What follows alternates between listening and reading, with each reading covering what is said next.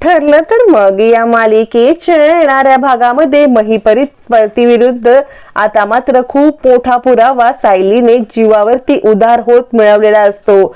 स्वतःच्या जीवावरती खेळत ज्या वेळेला महिपतीच्या विरुद्ध पुरावा सापडतो त्याच वेळेला प्रतापने खूप मोठी घोषणा केलेली असते.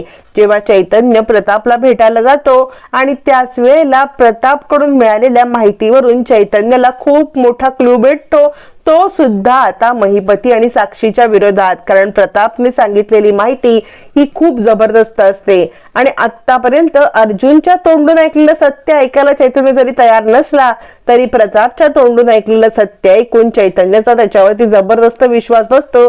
कारण त्या संदर्भातली गोष्ट चैतन्याने साक्षी आणि महिपती यांच्या घरी पाहिलेली असते. आता या सगळ्यामुळे खूप मोठा खुलासा होणार असतो. कारण ज्याकडून 200 कोटीचं फायनान्स महिपतीने घेतलेलं असतं तो माणूस एक कुख्यात गुंड असतो. महिपतीने त्याच्याकडून 200 कोटी घेऊन ते प्रतापला दिलेले असतात. आता ज्या वेळेला तो कुख्यात गुंड समोर येतो तेव्हा आता चैतन्याचे डोळे उघडतात. महिपतीचा किती मोठा दोष आहे हे प्रताप आणि चैतन्य दोघांच्याही समोर येतं आणि त्याच वेळेला साक्षी आपल्या साक्षीचा सगळ्यात मोठा डाव सायलीच्या समोर आलेला असतो. सायली आपल्या जीवावरती उदार होऊन महिपती आणि साक्षी यांचा खेळ सगळ्यांच्या समोर आणते आणि चैतन्याचे डोळे तर उघडतात, प्रतापचे डोळे उघडतात. अर्जुनला सायलीचा अभिमान वाटतो आणि पूर्णाजीला आतापर्यंत सायलीचा केलेल्या रागाचा पश्चाताप होतो. सायली कसे पुरावे मिळवते, महिपती काय सांगतोय या सगळ्या विरुद्ध आणि चैतन्याचे डोळे कसे उघडतात या व्हिडिओमध्ये पाहूया. इकडे अर्जुन खूप चिडलेला असतो आणि त्यांनी महिपतीला आता मात्र महिपतीच्या विरोधात त्याला सत्य समजल्यामुळे महिपतीला जाब विचारायला त्याच्या घरी येतो. पण तिकडे चैतन्य सुद्धा असतो. त्यावेळेला अर्जुन म्हणतो यांनी माझ्या वडिलांना जेलमध्ये अडकवण्यासाठी हे सगळं केलंय. त्यावरती महिपती म्हणतो मी त्याला 200 कोटीचं फायनान्स दिलं होतं, मी का अडकवेन, या सगळ्यामध्ये माझे पण 200 कोटी अडकतील ना. त्यावरती चैतन्य म्हणतो अरे तुला कळतंय का, यांनी ना प्रताप काकांना वाचवण्यासाठी रविराज किल्लेदारची भेट घेतली. रविराज किल्लेदार सर आणि मी मिळून आम्ही दोघ जण मिळून आपल्या प्रताप काका आणि ह्यांना सोडवणार आहोत. यावरती अर्जुन म्हणतो तुमच्या मदतीची मला गरज नाहीये, मी समर्थ आहे हे सगळं करायला. यावरती आता मात्र चैतन्य अर्जुनला शांत करतो. कारण किती काही झालं तरी वडिलांच्या अटकेचं दुःख हे आता अर्जुनला आहे हे त्याला समजतं. त्यामुळे तो अर्जुनला शांत करतो आणि म्हणतो अर्जुन ऐक, पण अर्जुन काही ऐकायला तयार नसतो. अखेर कसं बस चैतन्य त्याला सोडवतो आणि बाजूला आणतो. त्याच वेळेस चैतन्य ज्या वेळेला अर्जुनला बाहेर घेऊन जातो आणि त्याला बाहेर सांगतो की तू न कृतज्ञ आहेस, तुझ्यावरती जे कोणी माणसं उपकार करतात निकरे त्यांनाच तू असं वागतोस, असं म्हणत तो आता अर्जुनला तिकडून बाहेर पाठवतो. पण ज्या वेळेला चैतन्य आत येत असतो त्यावेळेला इकडे आता महिपती आणि साक्षी बोलत असतात. त्याचं वाक्य चैतन्याच्या कानावरती पडतं. त्यावेळेला महिपती सांगत असतो हे बघ आपला डाव तर चपकल बसलाय, पण या सगळ्यामध्ये आपले 200 कोटी अडकलेत हे नको विचार करायला पाहिजे आपल्याला. कारण 200 कोटी आपण ज्या माणसाकडून घेतलेत तो सुद्धा आपल्या कनपटीवरती गण ठेवून ते 200 कोटी वसूल करेल.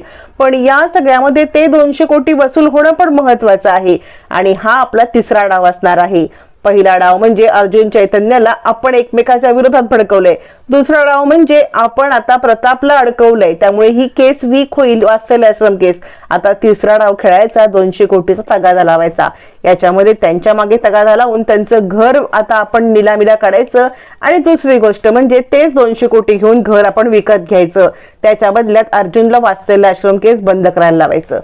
चैतन्याच्या कानावरती सगळं पडल्यावरती चैतन्याचे डोळे खाडकन उघडतात. ज्या माणसावरती विश्वास ठेवला तो माणूस आपल्याशी इतका मोठा धोका करतोय, चैतन्य हादरतो.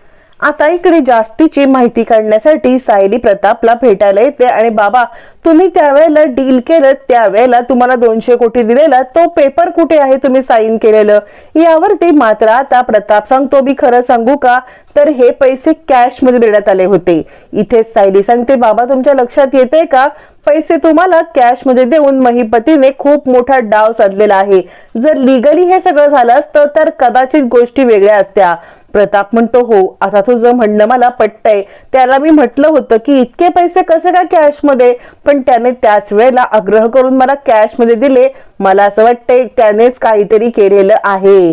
आता प्रतापचं वाक्य सायलीला लगेचच समजतं आणि प्रतापचे पण डोळे उघडतात की सायली त्यावेळेला पण आपल्याला सांगत होती, आपण तिचं काहीच ऐकलं नाही. झालं इथूनच सुरुवात होत शोध मोहिमेची. मग आता सायली अर्जुनला घडलेला प्रकार सांगते आणि आता महिपती काहीतरी वेगळा डाव खेळणार, या 200 कोटीसाठी तगादा लावणार. कदाचित त्याचा या सगळ्यामध्ये पुढचा पण प्लॅन असू शकतो. आपल्याला लवकरात लवकर त्याचा मागावा घ्यायला पाहिजे. मग अर्जुन आणि सायली आता महिपतीच्या विरोधामध्ये कामाला लागतात, पण तोपर्यंत चैतन्याचे पण डोळे उघडलेले असतात. चैतन्य पण मोठा पुरावा शोधण्यासाठी महिपतीचा पाठलाग करत असतो. अर्जुन सायली महिपतीचा पाठलाग करतात. त्याच वेळेला सायलीच्या समोर आलेलं दृश्य भयानक असतं, जेव्हा आता महिपती प्रतापच्या इथे काम करणाऱ्या माणसाला भेटतो आणि त्याला खूप सारे पैसे देतो. हे सगळं सायलीने पाहत व्हिडिओ बनवलेले असतात.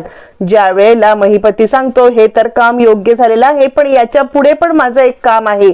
अजूनही तुमच्या इथे जी काही औषधं वगैरे आहेत त्याची नासधूस झाली पाहिजे, जेणेकरून ते सुद्धा विकून किंवा ते दुसऱ्या कंपनीला हँडओव्हर करून याला पैसे कमवता येणार नाहीत, जेणेकरून हा माझे पैसे देता येणार नाहीत. सायली हे सगळं ऐकते आणि आता सायली अर्जुनला आपल्या फॅक्टरीमधली औषधं प्रोटेक्ट करायला सांगते, जेणेकरून जे आहे ते सुद्धा दुसरीकडे हँडओव्हर करून पैसे जमा करता येतील. आणि दुसरा प्लॅन म्हणजे आपल्याच इथला कोण माणूस फितूर आहे हे सुद्धा सायलीने फोटो काढून सगळं कॅप्चर केलेलं असतं. महिपतीला याचा अंदाज नसतो, तो आपल्या धुंदीत असतो. आता मात्र इकडे सायलीने पुरावा गोळा करत खूप मोठं सत्य उघडकीला आणलेलं असतं. महिपतीचा दोष आता प्रतापने समोर आणलेला असतो. त्यातच आता महिपतीचा फायनान्स सर्जने 200 करोड दिलेले आहेत. तो आता मोठा गुंड आहे हे अर्जुनने शोधलेलं असतं. म्हणजे चैतन्य समोर आलेलं असतं, ते म्हणजे आता साक्षी आणि महिपतीचं सत्य. अर्जुन समोर 200 कोटी देणारा फायनान्सर गुंड आहे ते, आणि सायली समोर आलेलं असतं की आपल्याच कंपनीमधला जो कोणी फितूर आहे त्याचं सत्य. हे 3 सत्य आता एकत्र येत 3 जण म्हणजे अर्जुन, सायली, चैतन्य एकत्र येतात. महिपतीची भेट घेतात. महिपतीची भेट घेत त्याला मात्र आता जाब विचारतात. महिपती या सगळ्याला नकार देत असतो, पण त्याच वेळेला प्रतापला भेटल्यावरती प्रताप म्हणतो, हो महिपतीने मला अडकवण्याचा प्लॅन केलाय. पूर्णाजीचे डोळे उघडतात, चैतन्याचे डोळे उघडतात. म्हणजे वाईट गोष्टीतून कसं सगळं चांगलं घडतं हे आपल्याला पाहायला मिळतं. अर्जुन आणि चैतन्य यांचं नातं सुधारतं. सायलीवरती असलेला प्रताप आणि इकडे पूर्णाजी यांचा राग कमी होतो आणि अखेर स्वतःच्या जीवावरती उदार होत सायली आता प्रतापला वाचवणार असते, महिपतीला जेलमध्ये धाडणार असते.